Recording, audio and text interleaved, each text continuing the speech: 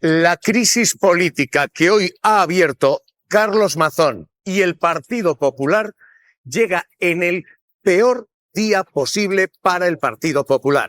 El Partido Popular había fiado toda su estrategia a esta imagen, la de el fiscal general del Estado en el banquillo.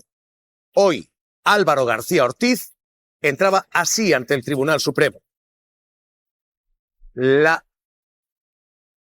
más buscada imagen judicial, la que el Partido Popular presenta como anomalía democrática,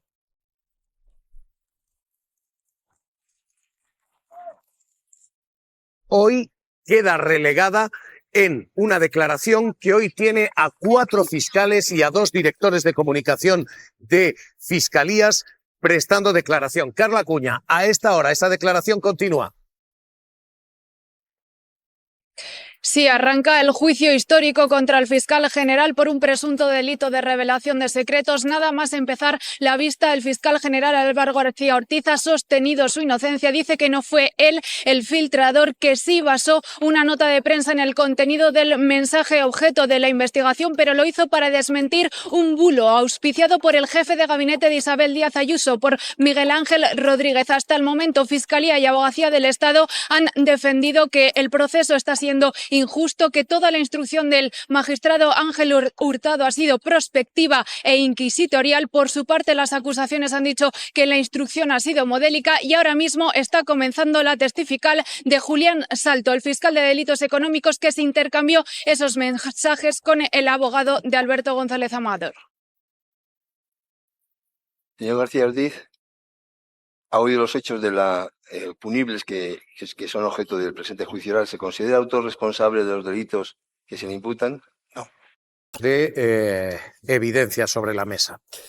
Las acusaciones están diciendo fue el fiscal general y el borrado de su teléfono demuestra que algo tenía que ocultar y la respuesta del fiscal, que lo que dice es, oiga, yo borro mi teléfono cuando quiero, esto se llama libertad, y 2, además, lo borro cuando debo, porque tengo que proteger datos. ¿Qué pesa aquí? No, eso lo que pese es que el juicio ha comenzado con las cuestiones previas y eso implica, aunque se vayan a resolver al final del juicio, pero con carácter previo a entrar sobre el fondo, si es que se llega a entrar sobre el fondo, hay que dilucidar lo que ocurrió un día después de la Dana, es decir, el registro de la Fiscalía General del Estado y de la Fiscalía de Madrid, que realmente para mí y para muchos juristas no guardó ni una sola de las garantías, ni la motivación, ni la determinación del objeto, ni el periodo, ni la proporcionalidad, y por tanto tiene todas las características para ser un registro nulo. Y todo arrancó de ahí. O sea, usted está diciendo, perdóneme a ver si le sigo, que en las cuestiones previas este caso puede hacer aguas, que ese registro de la sede fiscal pudo ser nulo y por tanto la causa entera nula. Sí, aunque la instrucción en la sala de apelaciones dijera que había o que se habían guardado los requisitos, realmente ahora en el juicio oral es donde eso se va a decidir. Y hay toda una serie de jurisprudencia, de antecedentes que avalan que ese registro fue absolutamente desproporcionado, que se entregó por parte del instructor manos libres, son palabras que se han oído esta mañana en el juicio, a la Guardia Civil para que hiciera lo que considerara. Eso es una barbaridad jurídica desde mi punto de vista. El juez instructor tenía que haber marcado cuál era el objeto de ese registro, porque si no se convierte en una especie de registro general, en una especie de allanamiento. Es decir, no es correcto. Por tanto, lo que el tribunal va a tener que decidir sobre el particular antes que entrar sobre el fondo es si esto es correcto, fue correcto o no, y otras cuestiones. El borrado también va a tener que decidir antes sobre si el borrado obedecía a otras causas, porque el problema aquí es que ha sido una instrucción unidireccional, ha sido con la abogada del Estado creo que ha utilizado prejuiciosa. el término, pero evidentemente no se consideraron otras alternativas. Estaba decidido desde el inicio por quien fuera, predeterminado que el posible responsable era el fiscal general. Eso es la antiinstrucción, la antiinvestigación, porque tendrías que haber acotado en su momento cuál era, no al revés. Ya desde el principio consideramos que ha sido el fiscal general del Estado. Eso te deja huérfano de otras muchas alternativas y el tiempo podía haber sido el mismo.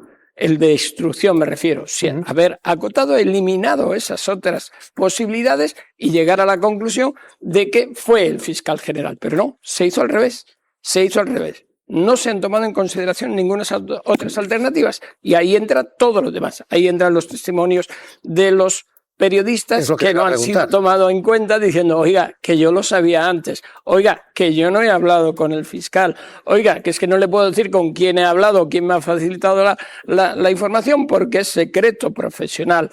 Entonces, lo mismo, es decir, oiga, es que el fiscal ha borrado. El fiscal puede borrar su terminal pero es que ha habido una razón también de amenazas, de mensajes a su correo bastante amenazantes, coaccionantes, peyorativos, que eso tiene su importancia y así se ha planteado también. Pero es que además hay una instrucción y por razón de que es el fiscal general del Estado, que no es cualquier otro ciudadano que no tenga esas responsabilidades, tiene el deber de hacer ese limpiado de sus terminales. Es una medida de precaución. Y a mí me gustaría, enlazando una cosa con la otra, si cuando llegue el momento de ver los terminales del señor Mazón y del señor Feijóo, por ejemplo, esos mensajes de hace un año en la Dana se han borrado o no se han borrado, porque nos vamos a encontrar con que ya están borrados.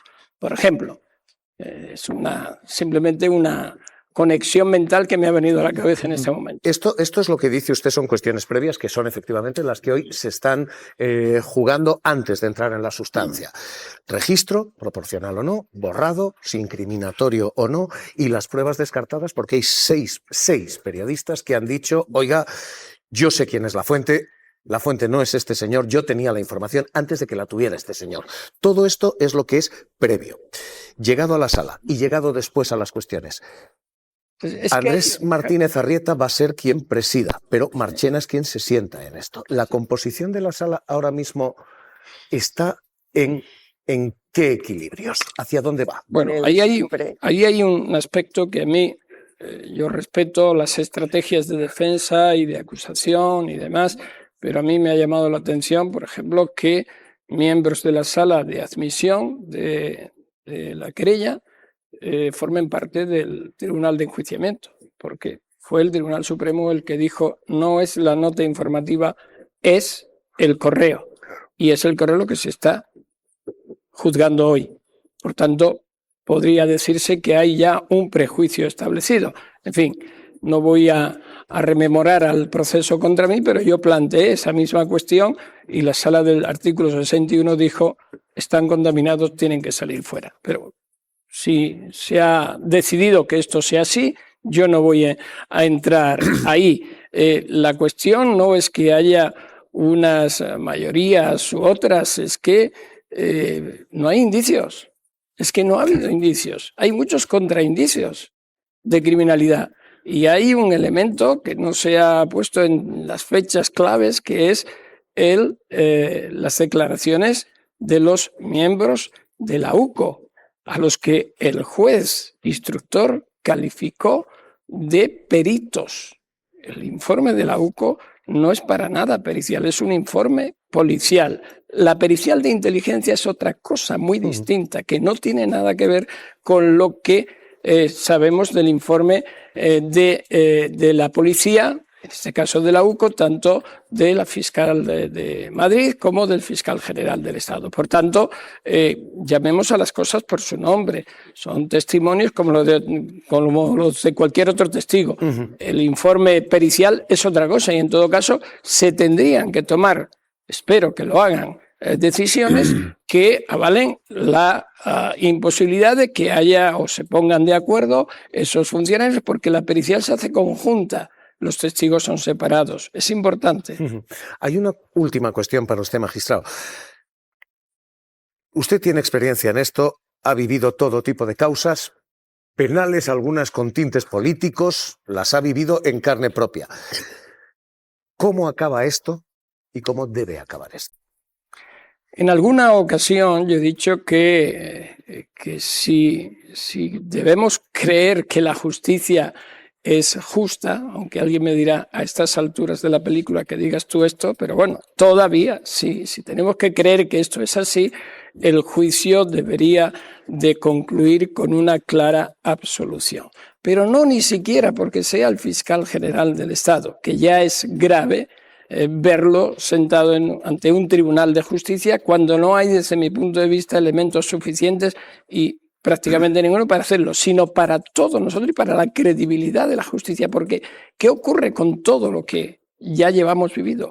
¿Qué ocurre con este tiempo de instrucción que ha sido un ataque constante, descalificación, presiones hacia el fiscal general para que dimita? ¿Para qué? El deterioro de la justicia es que el fiscal se quede en su puesto cuando la presunción de inocencia la afecte y cuando no hay ni siquiera una base mínima para que se produzca su abandono.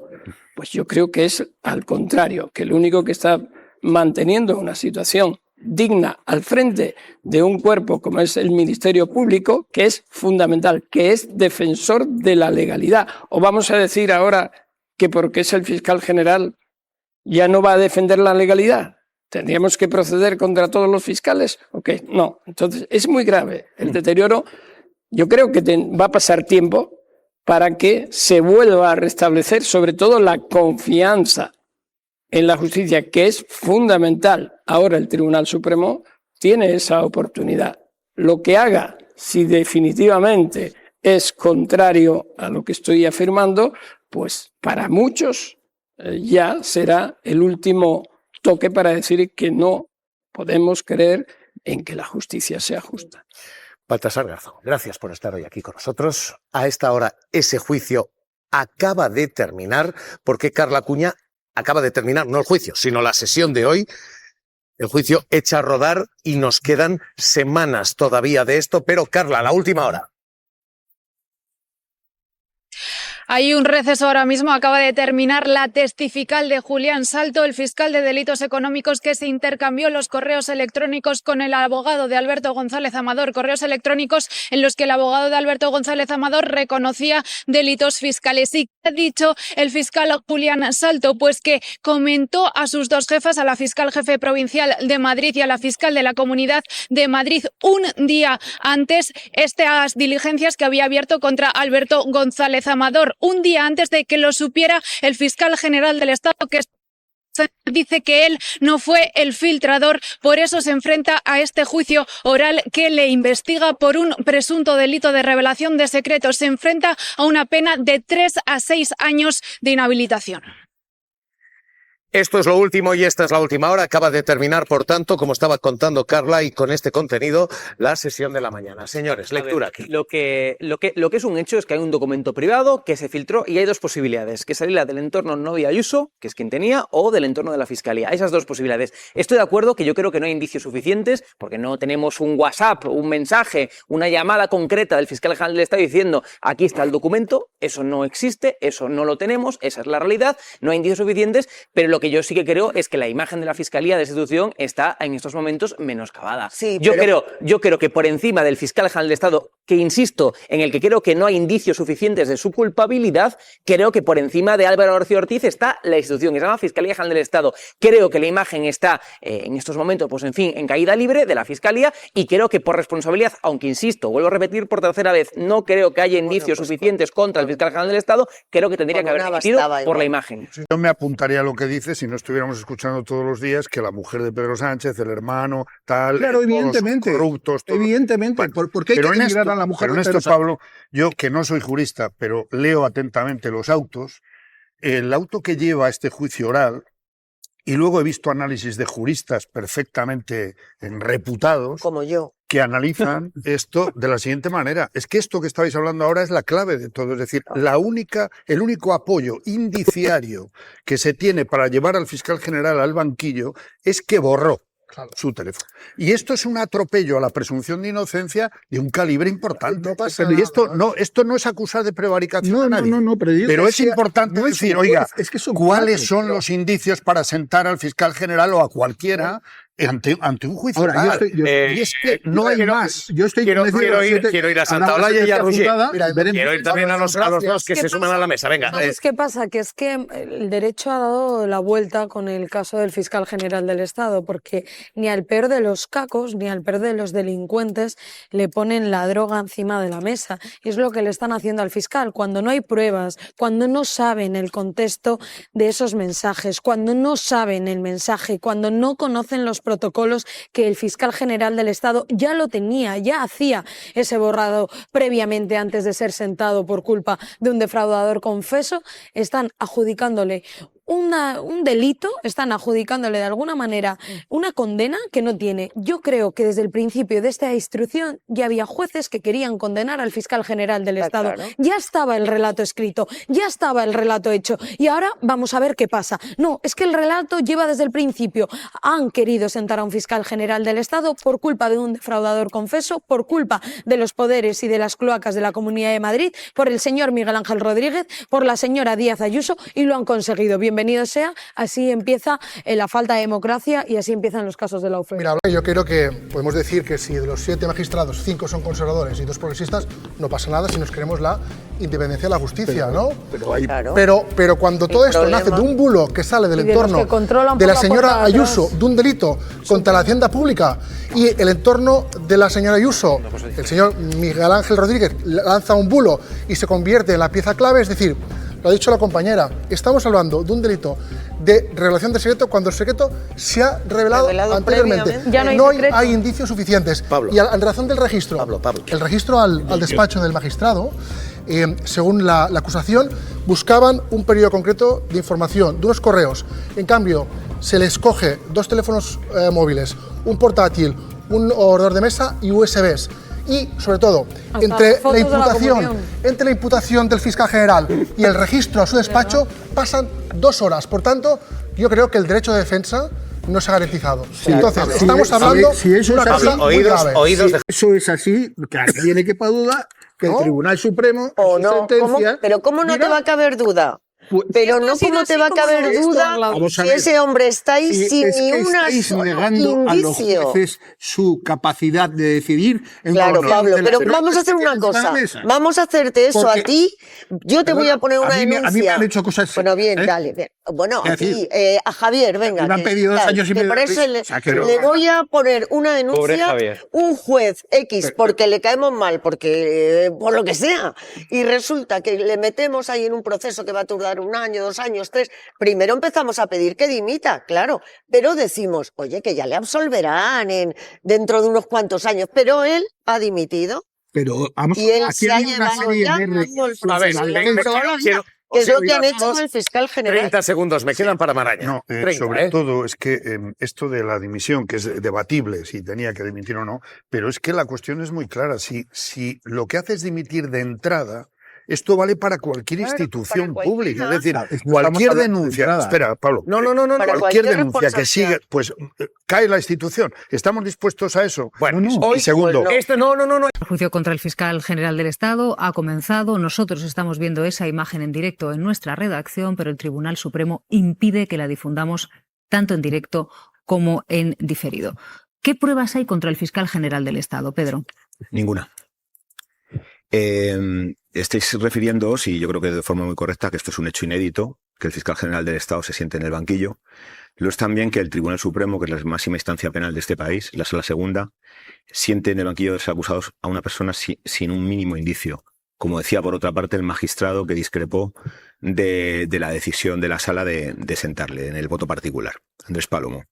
6 periodistas han dicho que tenían el correo antes de que lo recibiera el fiscal general del Estado. No se les ha hecho caso y tampoco se les ha denunciado por falso de testimonio. y los indicios que se apuntan son de tal debilidad como que borró su móvil. El fiscal general dice que por motivos de seguridad. Bueno, quiero decir, no hay forma de demostrar que no fue él, que fue él quien filtró los correos, entre otras cosas porque, evidentemente, y los que hemos trabajado en este asunto lo sabemos, no fue él. Bueno, pues fíjense, me están diciendo...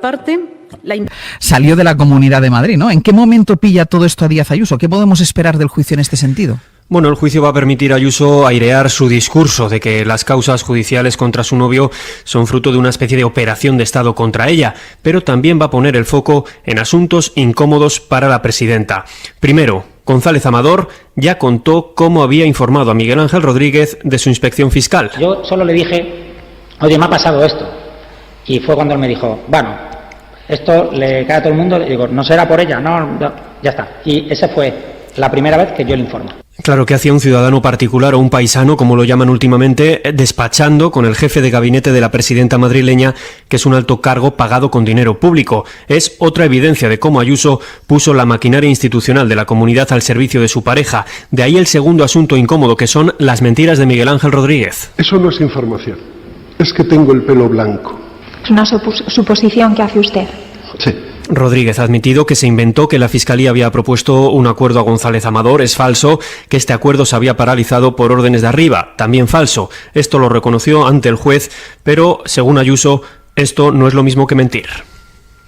Torija, gracias. Hasta luego. Antón, estamos ante un juicio inédito. Se sienta en el banquillo de los acusados el fiscal general del Estado con una instrucción rodeada de polémica judicial y de polémica política, y por eso queríamos hablar con Radio Madrid para que nos contaran bien también este contexto, con escasez, vamos a decir, de pruebas y con un juez que incluso ha refutado las pruebas que aportaban nuestros compañeros periodistas que contaban un poco la cronología de esa jornada y que al juez instructor ha parecido no importarle nada. Es que se insiste mucho en que es un juicio inédito porque se sienta el fiscal general del Estado, pero no es únicamente inédito por esto. Es inédito que una alta autoridad del Estado arrastre a otra al banquillo sin una sola prueba de cargo, solo con indicios indirectos. La prudencia penal, la prudencia institucional parecen aconsejar otra cosa, sobre todo si tenemos en cuenta que, hasta donde yo sé, las coincidencias no son materia penal. Lo que hay que demostrar no es coincidencia, lo que hay que demostrar es causalidad. Que la filtración fue consecuencia de ese frenético tráfico de correos, no que hubiera una coincidencia en el tiempo. Es inédito también porque es la primera vez, yo creo, en la historia penal española y puede que mundial, que se va a juzgar por revelación de secretos, un secreto que ya estaba revelado y que fue revelado por el propio titular del secreto. Y es inédito también porque por primera vez yo creo que se va a producir una paradoja que en términos jurídicos es muy difícil de explicar, que es que se sienta en el banquillo de los acusados quien contó la verdad a la opinión pública, acusado por aquel que mintió a la opinión pública e intentó manipularla, lo cual en términos jurídicos es difícilmente explicable.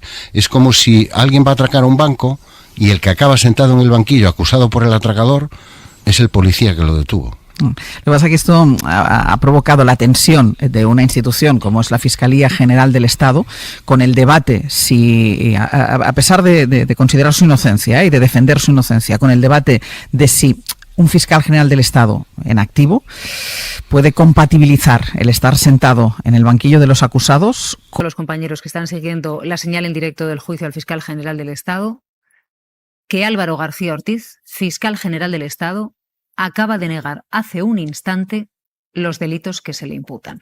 Una mañana, desde luego, informativamente a tope. Mañana es de AUPA. A las 10 de la mañana ha comenzado un juicio histórico e inédito en nuestro país, Irma. El fiscal general del Estado se sienta en el banquillo de los acusados.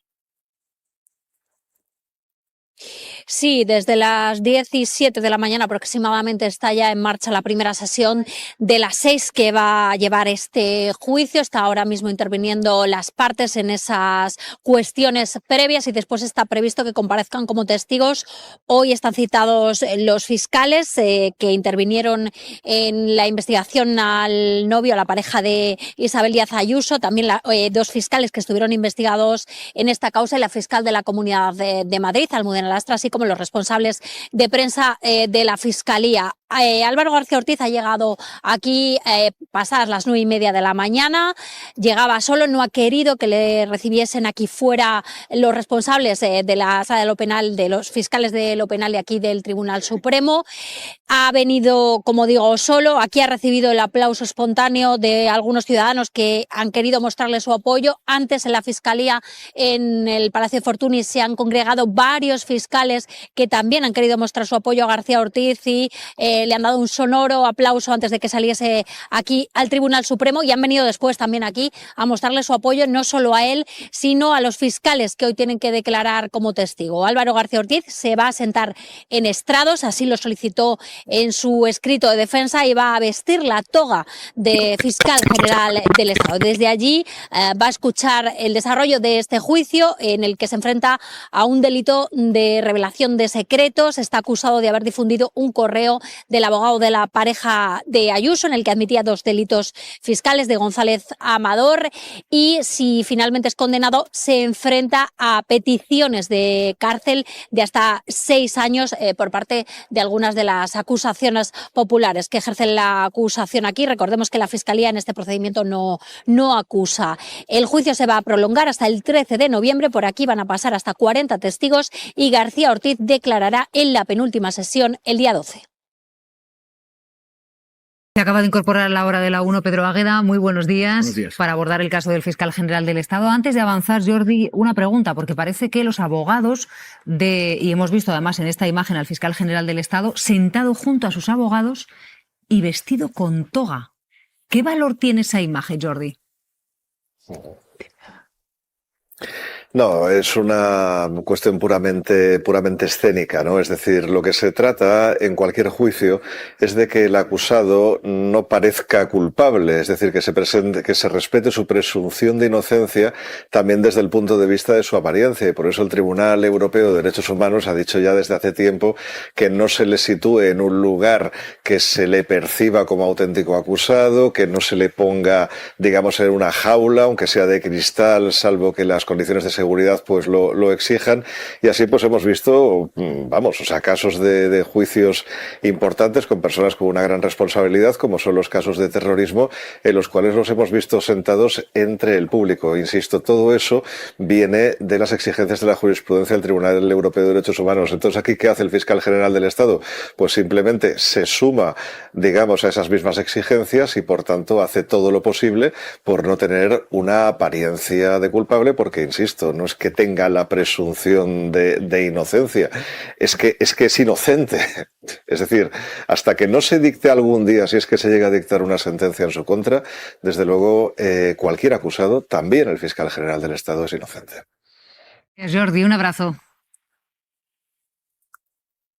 Un abrazo, buenos días. Hasta luego, buen día. Bueno, lo primero que hay que decir es que este juicio, el Tribunal Supremo impide que se reproduzca en directo o en diferido, y ha dado unas directrices muy claras para que los periodistas no emitamos esa señal en directo del juicio que sí pudimos emitir en el caso del Procés, por ejemplo, del juicio a los líderes del Procés. Sí, hay un nuevo presidente en la sala y se ha adoptado esta decisión. Pues la verdad es que no parece muy coherente con otras decisiones anteriores en las que el principio de publicidad, de máxima publicidad, estaba imperando, y ahora pues se va a dificultar, porque vamos a contar igualmente lo que ocurre dentro. Vamos a tener también extractos visuales de lo que ocurre dentro, pero no se va a poder, quien quisiera ese interés por su máxima relevancia, conectarse y verlo en directo o en diferido por completo. Bueno, antes de nada vamos a ver por qué se le juzga al fiscal general del Estado con detalle y su declaración. ¿Filtró usted? Álvaro García Ortiz dijo en varias ocasiones rotundamente no. El fiscal dice que no filtró nada. Rotundamente no. Pero el juez Hurtado le ha mandado al banquillo porque cree que facilitó a la cadena SER este correo del abogado de González Amador admitiendo los delitos de su cliente. Ni yo ni mi entorno filtramos ningún correo. Según el magistrado, habría aprovechado este bulo sobre un supuesto pacto que la Fiscalía ofrecía a González Amador y que publicó El Mundo. García Ortiz habría reclamado los correos a la fiscal jefe de Madrid para preparar una nota de prensa por la que González Amador se querelló. Después de recibir los emails, se habría producido la filtración a la SER, que lo publicó en su web a las 23:51. Pero en ese relato, Hurtado ha omitido que La Sexta fue la primera en desmentir al Mundo y no ha dado credibilidad a los 6 periodistas que, como testigos y con obligación de decir la verdad, afirmaron conocer el correo horas antes que el fiscal. El difusor del bulo fue él. Ese es el texto que yo difundo. Envió uno de los correos que González Amador le facilitó a un chat de prensa. Alberto me preguntó, ¿tienes inconveniente en que este WhatsApp que me mandaste ayer de Carlos Neira lo pase a prensa? Y yo dije, mira, haz lo que consideres. Y después de la información de La Sexta, insinuó que el parto se había parado por órdenes de arriba. Eso no es información. Es que tengo el pelo blanco. No tengo una información concreta. Es una suposición que hace usted. Sí. Y pidió condena para el fiscal. Tiene que ser condenado de manera ejemplar. García Ortiz se enfrenta a peticiones de hasta 6 años de prisión. Ahora mismo se desarrolla el juicio contra el fiscal.